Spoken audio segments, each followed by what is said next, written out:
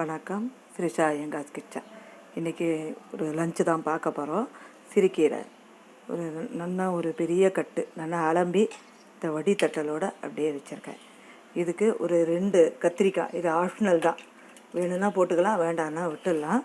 இது இது மாதிரி சைஸில் ஒரு 5 தக்காளி, ஒரு 5-6 பச்சை மிளகாய் இதை வச்சுருக்கேன். இப்போது இந்த குக்கரில் முதல்ல இந்த கீரையை போட்டுடலாம்.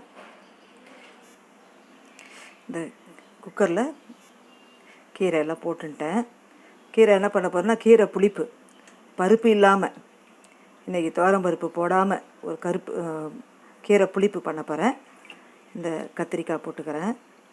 போட்டாக்கா இது நல்லா ஒரு அடிஷ்னல் டேஸ்ட். நிறைய போடக்கூடாது கத்திரிக்காய்.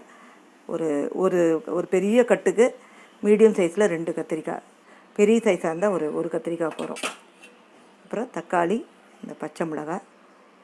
தக்காளி சிறுகீரைக்கு தக்காளிக்கு நிறைய போட்டுட்டோம்னாக்கா புளி கம்மி பண்ணிக்கலாம். இப்போ இந்த கீரைக்கு தேவையான உப்பு சேர்த்துடலாம். இப்போ தண்ணி விட்டுக்கலாம்.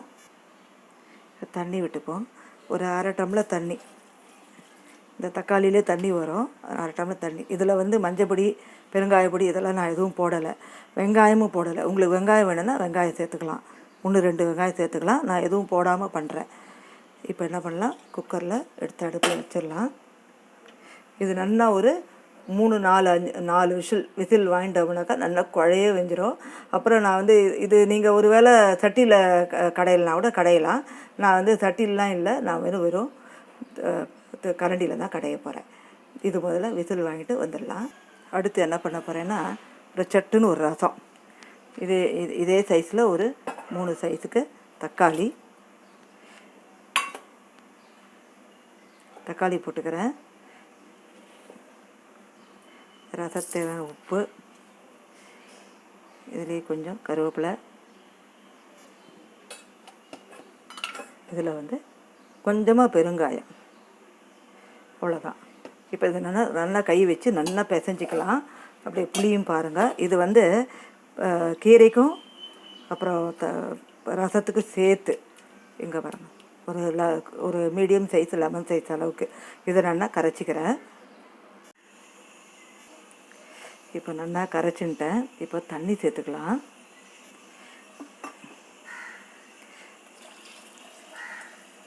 இன்றைக்கி பருப்பு இல்லாத ரசம். கொஞ்சம் நிறைய தண்ணி சேர்த்துக்கிறேன். இதில் கொஞ்சமாக மஞ்சப்பொடி, அப்புறம் இந்த புளி தண்ணி கீரைக்கு ரசத்துக்கு 2த்துக்கும் நல்லா இந்த புளி பார்த்துட்டு சேர்த்துக்கலாம். இன்னும் வேணும்னா சேர்த்துக்கோங்க. இதுலேயே ரசம் பவுடர் நல்லா ஒரு 2 டீஸ்பூன் ரசம் பவுடர்,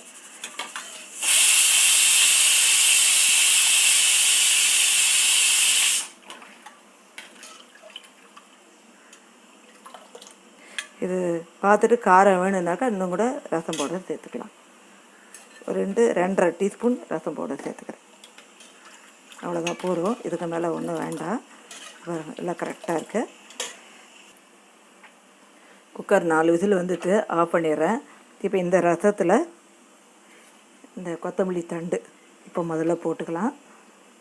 இப்போ இங்கே பாருங்கள், ஒரு டீஸ்பூன் நெய் விட்டுருக்கேன். இங்கே சாதம் ஆயின்ருக்கு. இதில் கொஞ்சமாக கடுகு பொரியறது கூடவே கொஞ்சமாக சீரகம், நெய்யிலே கொஞ்சமாக கருவேப்பிலை, அதில் பெருங்காயம் போட்டிருக்கோம். அதனால் வெறுமை ஒரு பிஞ்சு போல் பெருங்காயம் சேர்த்துட்டு இந்த ரசத்தை அப்படியே விட்டுருவோம்.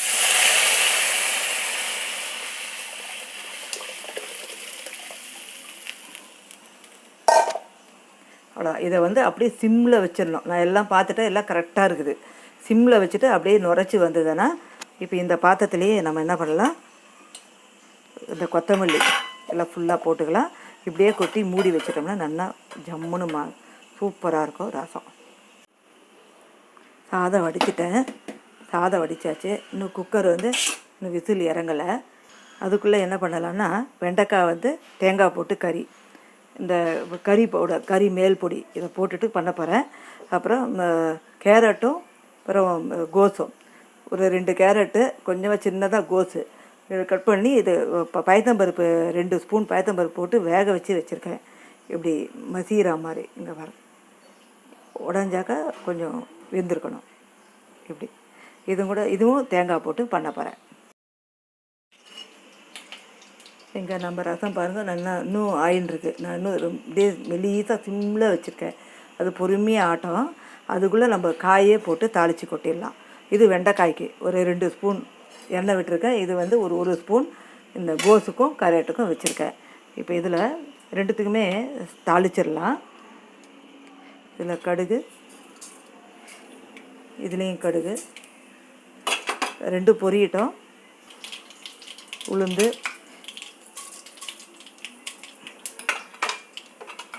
கொஞ்சம் கடலைப்பருப்பு, இது வதங்கட்டும்.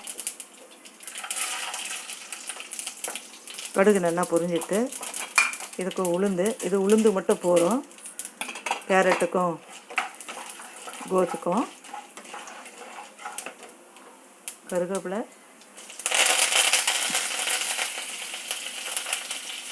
கொஞ்சம் பெருங்காயம்,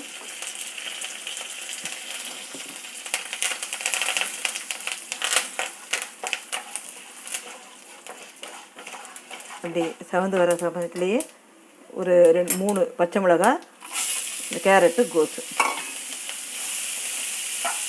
முதல்ல எண்ணெயில் கொஞ்சம் வதக்கிக்கலாம். வதங்கட்டும். இதுக்கு தேவையான உப்பையும் சேர்த்துருவோம்.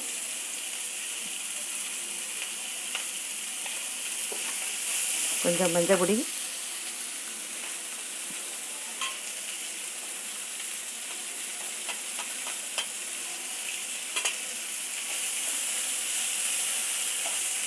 இப்போ இங்கே பாருங்கள், நல்லா அப்படியே சிம்லேயே வச்ச வதங்கிடுத்து. கொஞ்சம் கருவேப்பிலை போட்டுடலாம். இதுக்கும் பெருங்காயம் போட்டுக்கலாம்.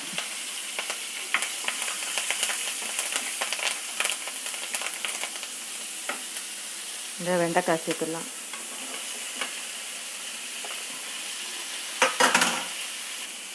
நல்லா வதக்கி விட்டுட்டோம் தண்ணியில், எண்ணெயில். இப்போ கொஞ்சமாக தண்ணி ஊற்றிக்கலாம். கேரட்டு போட்டும் கொஞ்சம் நல்லா கொஞ்சம் வேகட்டும்.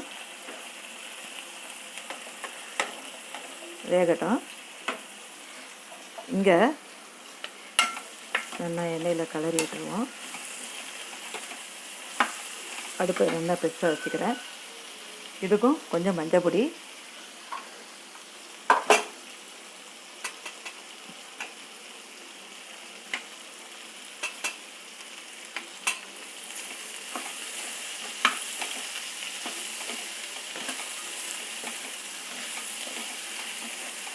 இது கொஞ்சம் வதங்கின அப்புறம் நம்ம வந்து உப்பு சேர்த்துக்கலாம்.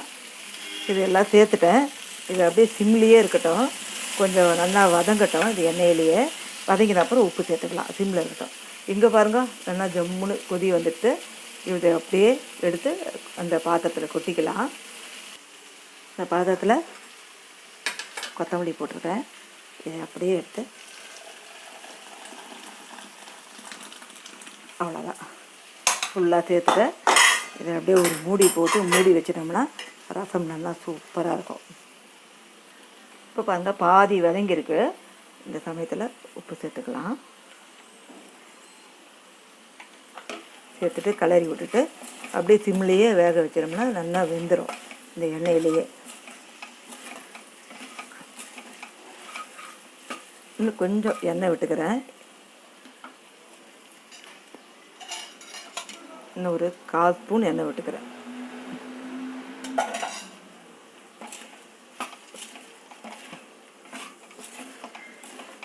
இன்னும் கொஞ்சம் வெந்திருக்குது. இன்னும் கொஞ்சம் வேகட்டும். வெந்த அப்புறம் பொடி போட்டுக்கலாம். நம்ம வெண்டைக்காய் பாருங்கள், அப்படியே சிம்மில் வச்சுட்டேன். இதை பாருங்க எப்படி ஜம்முன்னு ரெடி ஆகிட்டு வெண்டைக்காய் கறி. இப்போ இதில் 1 ஸ்பூன் அளவுக்கு இந்த கறி மேல் பவுடர்,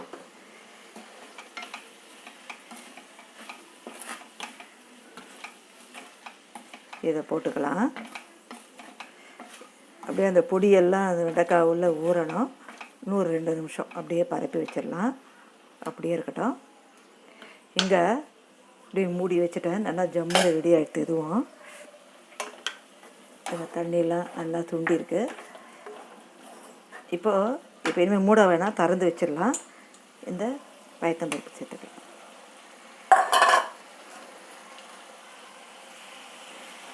பயத்தம்பருப்பு சேர்த்துட்டேன். நல்லா கலந்து விட்டுறேன்.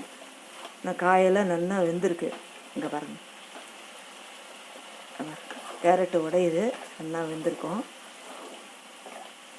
இப்படி பரப்பி வச்சு இன்னும் 2 நிமிஷம் இருக்கட்டும். அப்புறம் நம்ம தேங்காய் போட்டு இறக்கிக்கலாம். வெண்டைக்காவும் பாருங்கள் நல்லா ஜம்முன்னு ரெடி ஆகிடுது. இப்போ தேங்காய் போட்டுக்கலாம்.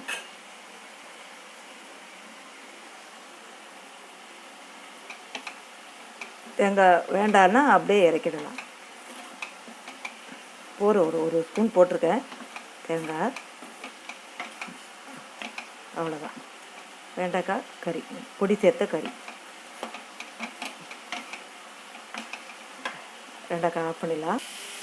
கோஸும் கேரட்டும் பாருங்க, இதுவும் நல்லா ஜம்முன்னு ரெடி ஆகிட்டு. இப்போ இந்த தேங்காய்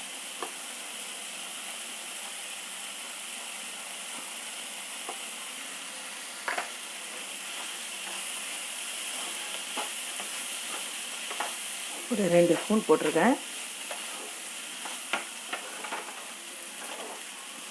அவ்வளோதான். கோஸு கேரட் பருப்பு தேங்காய் போட்டு ஒரு கறி ரெடி ஆகிடுது. ஆஃப் பண்ணிடுறேன். அடுத்து கீரை நல்லா மசிஞ்சிட்டு இங்கே பாரு. இப்போ முதல்ல இந்த தண்ணி எடுத்துட்டு நான் என்ன பண்ணுவேன், இந்த தண்ணி எடுத்துட்டு அப்படியே இந்த கீரையும் இதெல்லாம் அப்படியே கரண்டிலே மசிச்சுப்பேன். மசிச்சுட்டு எடுத்துகிட்டு வந்துடுறேன். இங்கே பாருங்கள், இது மாதிரி இந்த தண்ணியெல்லாம் இப்படி எடுத்துடலாம். இங்கே பாருங்க, இந்த தண்ணி இருக்கட்டும். இப்போ இதெல்லாம் பண்ணலாம். நல்லா இப்படி நல்லா இந்த பச்சை மிளகாலாம் அப்படியே காரம் அப்படியே இறங்கணும். அது மாதிரி கரண்டிலே மசிச்சுப்போம்.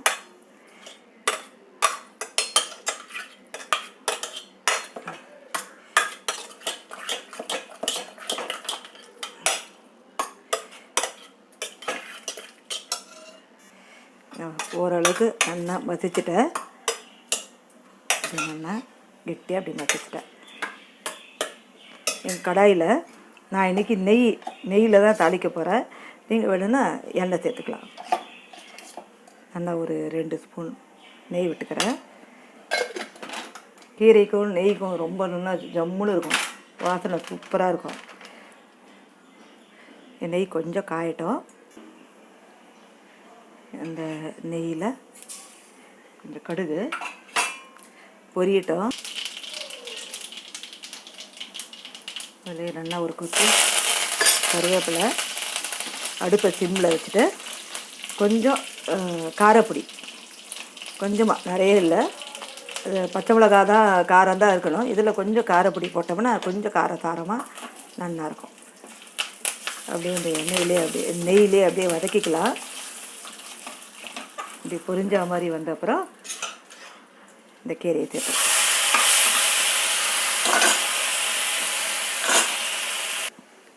குக்கரில் மொத்தம் சேர்த்துட்டேன். இந்த தண்ணி இழுத்தம் பார்த்தீங்களா, இந்த தண்ணிக்கு இப்போ சேர்த்து நல்லா இது பண்ணி அந்த கீரையில் சேர்த்துக்கலாம்.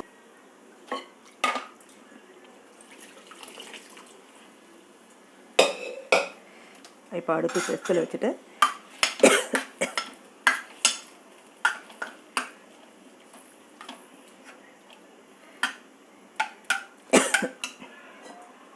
இப்போ இந்த புளி தண்ணி எவ்வளோ புளி வேணுமோ பார்த்து விட்டுக்கலாம்.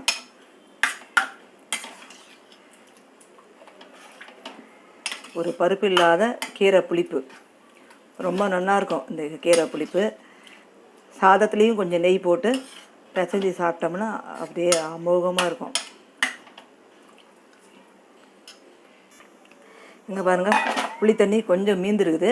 புளி தண்ணியை பார்த்து விட்டுக்கணும். ஏன்னா நம்ம துவரம் பருப்பு இல்லாமல் பண்ணுறோம், ரொம்ப புளிப்பாயிடும். தக்காளி வேறு நிறைய போட்டிருக்கோம். அதனால் புளி தண்ணியை பார்த்து விட்டுட்டு கொஞ்சம் உப்பு கொஞ்சம் கம்மியாக இருக்குது. ஒரு சிட்டிகை உப்பு போட்டுக்கிறேன். இப்போ இது இந்த ஒரு 2 நிமிஷம் இந்த புளி தண்ணியோட பச்சை வாசனை போகணும். நல்லா கொதிக்கட்டும். அவ்வளோதான், நல்லா கொதித்து நல்லா திக்காயிட்டு பாருங்கள்.